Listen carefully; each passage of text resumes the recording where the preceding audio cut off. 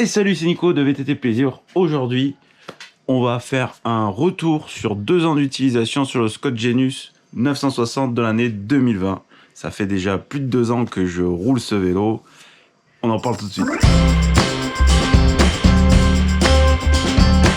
Bienvenue sur cette vidéo. Si tu me connais pas, je m'appelle Nicolas. Tu es tombé sur une chaîne de vélo et plus particulièrement une chaîne de VTT. Aujourd'hui, je me suis inspiré d'une vidéo d'un très bon pote qui fait du YouTube aussi, qui s'appelle Emric, qui a fait un retour au bout de 3 ans sur son GPS favori. Je me suis dit que j'allais quand même vous faire une vidéo que j'avais envie de vous faire depuis un petit moment. C'est un retour sur ce vélo qui me donne tellement de plaisir. Donc on va parler du vélo, je vais surtout parler des upgrades que j'ai fait sur ce vélo et vous dire ce que j'en pense, clairement, sans langue de bois, ni sponsoring, ni intérêt, on va dire. On va schématiser ça comme ça. On va parler sincèrement de ce vélo, les biens et les pas bien.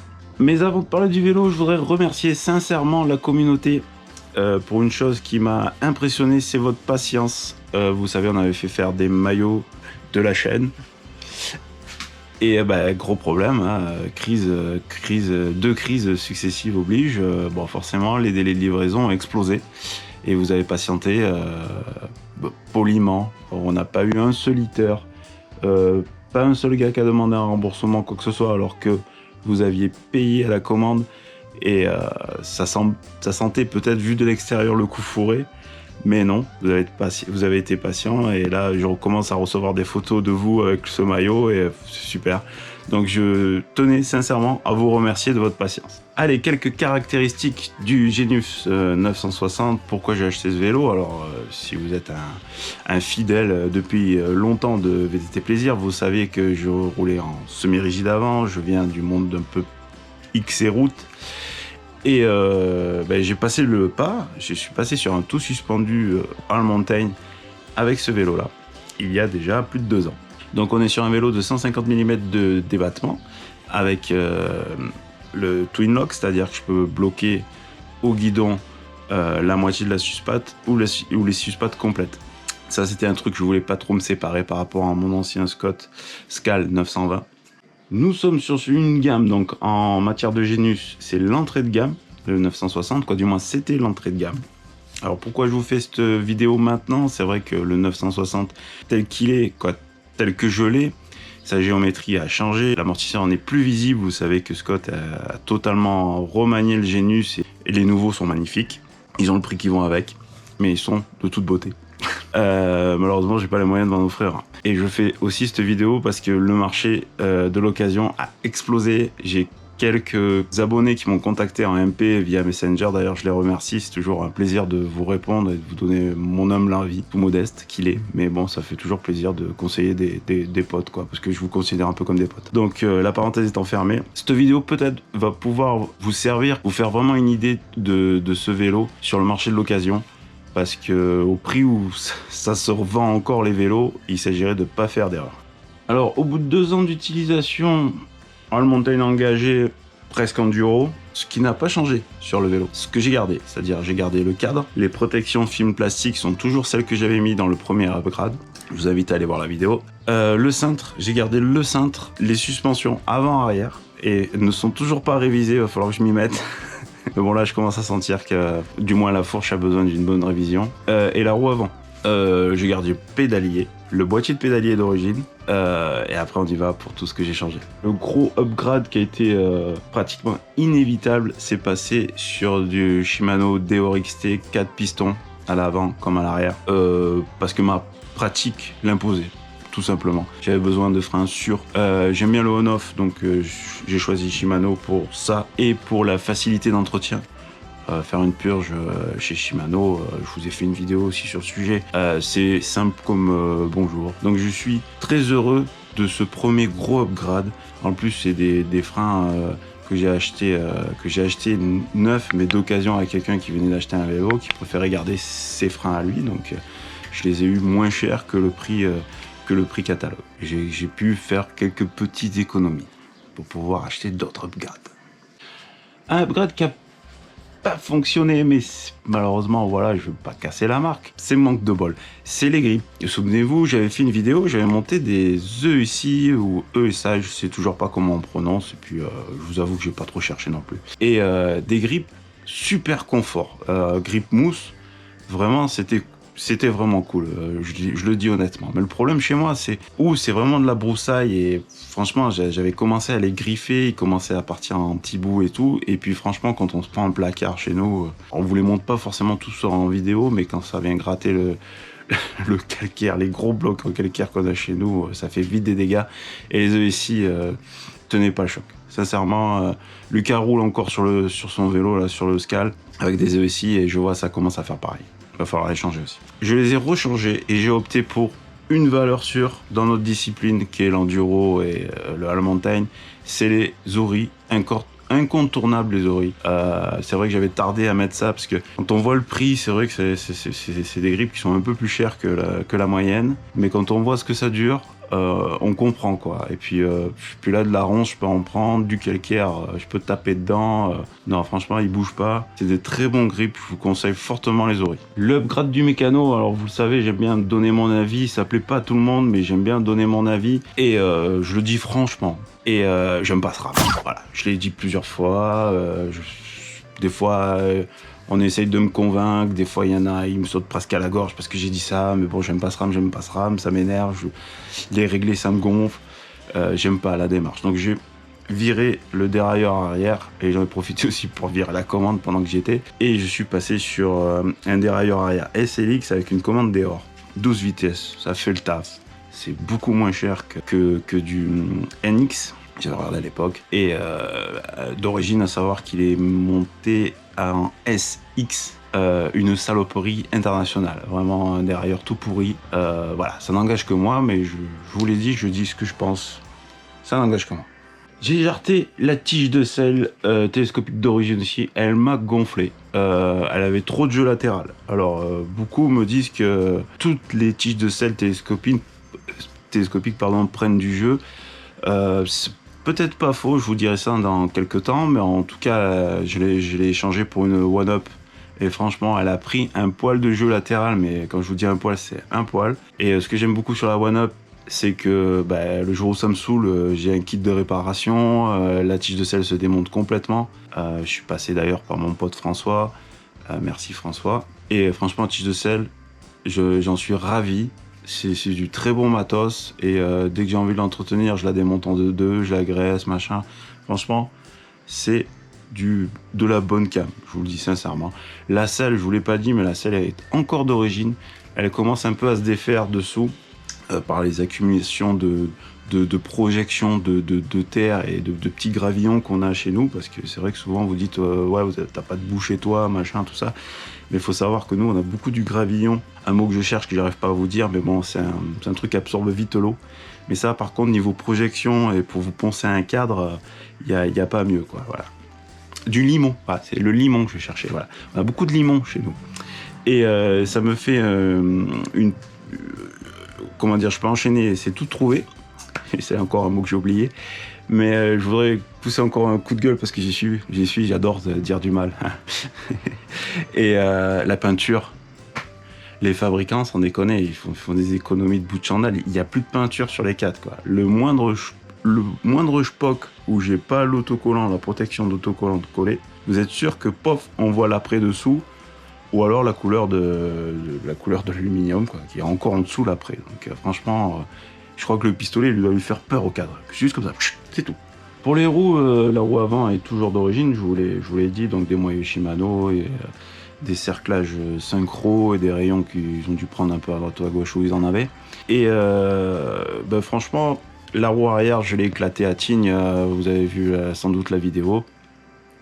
J'ai essayé de la faire rayonner par Fabrice de Cycle Center Brignoles, chez qui à l'époque j'avais eu ce vélo en cofac, et vous savez que pendant un an je vous ai fait un max de pub pour Fabrice, et je sais que beaucoup d'abonnés y sont allés et beaucoup d'abonnés m'ont fait un retour super positif sur Fabrice. Donc comme quoi des fois quand je vous donne des conseils, je vous envoie quand même dans des bonnes adresses et j'en suis content. Et pour mes détracteurs aussi, Fabrice vend beaucoup d'électriques qui roulent en électrique et j'ai jamais craché dessus. Voilà, Bonjour mes détracteurs. Et voilà, donc la roue arrière, elle a rendu l'âme, tout simplement. Donc je suis reparti un peu dans un concept de prolétaire, hein, j'adore ce mot. Et je voulais pas sortir beaucoup pour une roue arrière, sachant que j'allais la déglinguer. Et j'ai acheté une Rodi. Alors la marque c'est R-O-D-Y. Une Rodi, donc qui m'a fait changer la cassette arrière parce que le moyeu n'était pas du XD. Donc je suis passé au nouveau format de Shimano. Et donc j'ai une cassette arrière SLX aussi. Et franchement, la Rodi, je peux vous dire qu'avec ce que j'y mets dans les dents, pour 67 € frais de port inclus, m'en plains pas. La potence aussi est restée d'origine. Cintré potence, je commence à me tâter, je vous le dis sincèrement. Ça me démange, peut-être, bientôt. Allez savoir. Pour les freins, j'ai pas fini, je vous avais parlé que j'étais passé en 4 pistons en DRX T. Mais j'ai changé le disque arrière, j'ai pris... ouais, je sais, c'est pas bien, mais j'ai quand même tenté. Et je vous ferai pas de vidéo sur le sujet, parce que je pense pas que ça vaille une vidéo. Mais j'ai pris un disque flottant sur un site de vente en ligne connu, chinois. Et bon, je m'étais renseigné quand même sur les marques qu'ils proposent. Et ils ont 3 lettres à respecter. À la limite, demandez un commentaire, et j'ai mes potes qui m'ont conseillé, qui vous répondront certainement.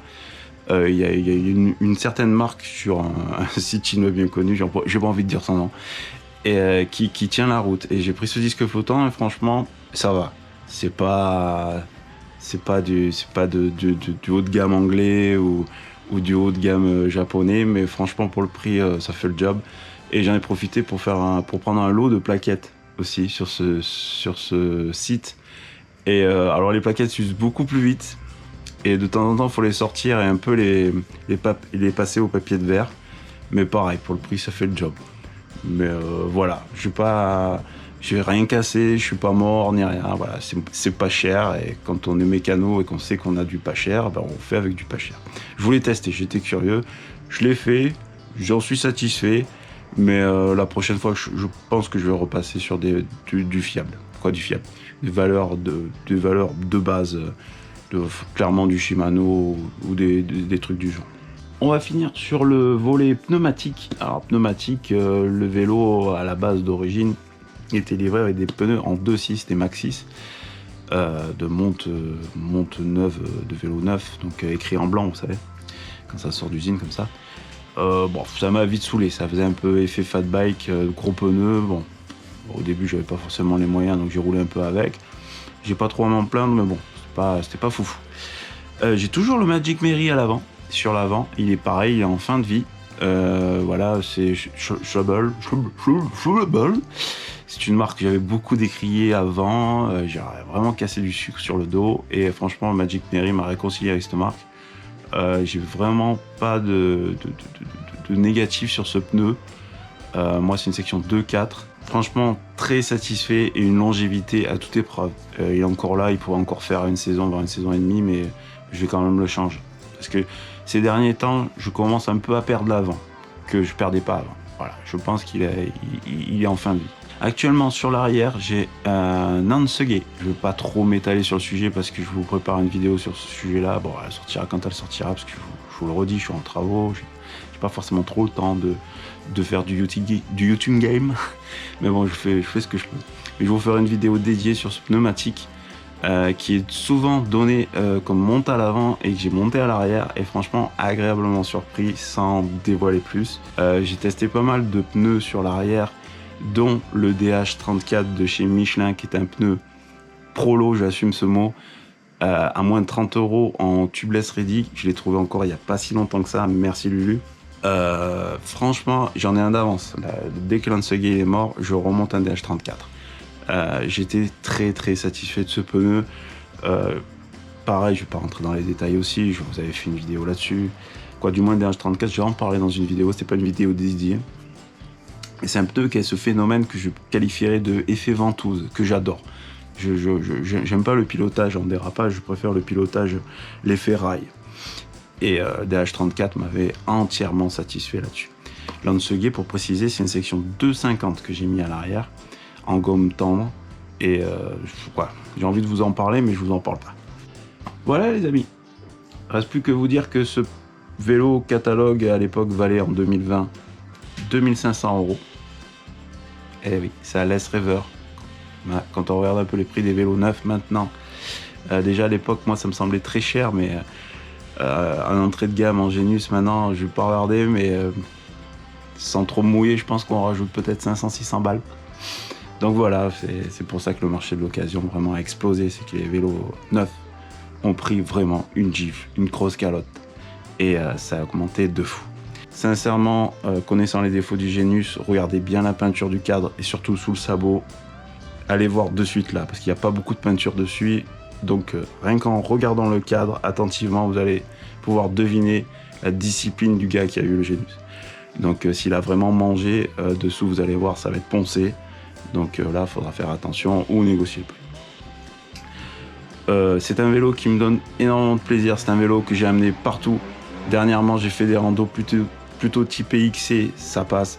Il est lourd, attention, il est lourd. C'est un entrée de gamme. On est sur plus de 15 kilos là. Donc quand vous faites des parcours de 50 bornes avec plus de 1000 positifs, vous le sentez qu'il fait plus de 15 kilos quoi. Mais bon, ça passe. Franchement, ça passe. Le vélo vraiment, c'est un pédaleur. En all mountain, un poisson dans l'eau. Et en enduro, j'ai fait des SP enduro. Pour mon humble niveau, ça passe. Voilà. Après, c'est vrai que si vous êtes je vais pas citer de nom parce que je peux pas faire le spécialiste de l'enduro. J'ai jamais couru en enduro, donc je suis pas là pour donner des leçons. Mais si vous avez un gros niveau en enduro, déjà je vous applaudis, je suis content pour vous. Mais oui, un vrai enduriste va très vite trouver les limites du Genius 960. Ça, il faut pas se leurrer. Mais pour commencer l'enduro, comme moi, ça passe et j'en suis super content. Voilà, cette vidéo est terminée. J'espère que ça vous a plu. J'espère que ça vous a servi aussi. Si vous cherchez sur le marché de l'occasion, déjà, je vous souhaite bonne chance parce que c'est pas évident et surtout, c'est pas donné. Mais ouais.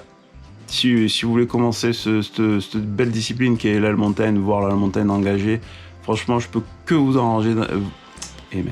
vous encourager dans ce sens-là, parce que franchement, ça donne un plaisir énorme. Moi, j'ai toujours la banane quand je roule sur ce vélo. Donc les amis, si cette vidéo vous a plu, pensez à me mettre un petit pouce bleu, vous abonner, vous connaissez la chanson. On est presque des marchands de tapis maintenant sur YouTube, vous le savez. Et il y en a plus que d'autres, mais bon. Je vous souhaite de bons rides les amis, et faites du vélo.